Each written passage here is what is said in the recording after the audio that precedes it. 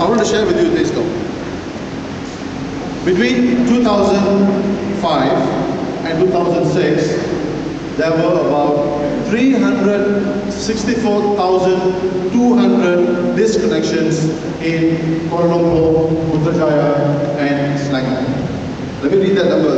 It is not one disconnection, it is not two disconnections, it is not 10. It is 364,200 disconnections.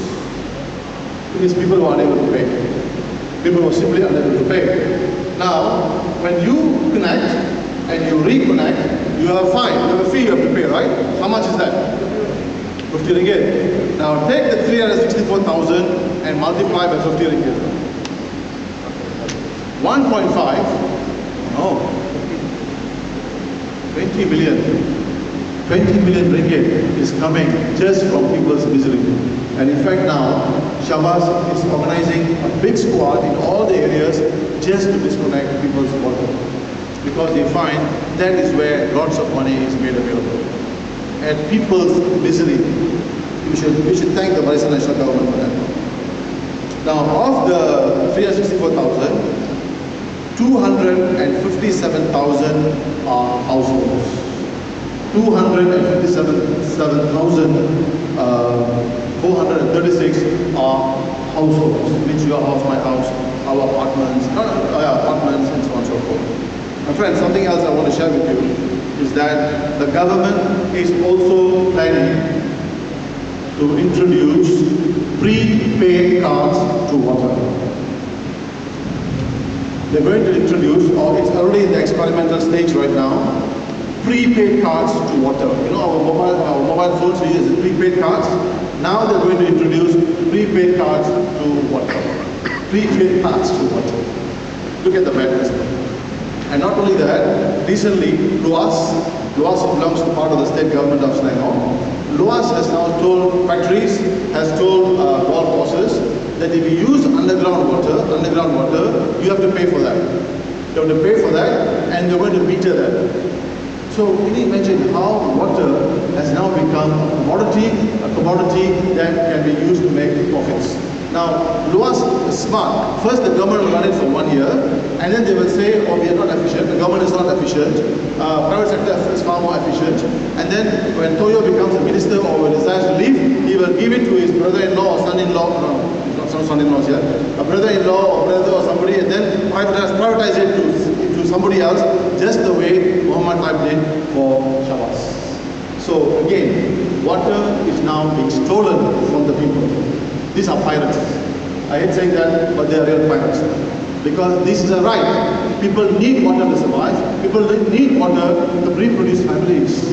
You can live without electricity, but you cannot live without water. Absolutely cannot water. And when you disconnect water, people will now depend on ponds. People will depend on ponds. People will depend on drains. And I'm telling you, this is not, I'm not joking, it's very real. In Kedah, two boys, young brothers, one 10 and one 11, because they had some repair work in their neighborhood, after playing football, they had no water in the house. So the poor boys, two of them, went to a nearby pond and drank the water, thinking they would save water. What happened? The 10-year-old younger brother died within 1 hour. E. coli. The lung was infected. The elder brother till today suffers from lung infections. Because all the rivers and all the ponds in Malaysia are highly polluted. Highly polluted. And in Johor Bahru, don't forget many months ago, sometime last year, because their electricity was disconnected. This poor Malay family had to use candles, and when the father was outside, the mother was outside, the candle fell down, the house caught fire, and 2 people perished in that fire. My friends, what I want to suggest to you is this, that increasingly, with privatization of water, healthcare, electricity, and whatever else that is going to come this year and the next after year, the Malaysian family, that is your family, is under threat. And this year, it will be the worst ever scenario than ever before in this country. As soon as election is over, there is going to be an 80 cents increase in tariffs. Price of petrol price, 80 cents. That is crazy. That's madness. But that is what they're going to do. That's why they're having the elections as early as possible and not after April. Partly because of the ANMA factor, but partly because they know that people will start getting very agitated. They start increasing the tariffs first, prices, and then have the elections later. So elections first, get the mandate, and then increase. And when they increase, they will tell you, you voted for us. So why are you complaining? True or not? True or not?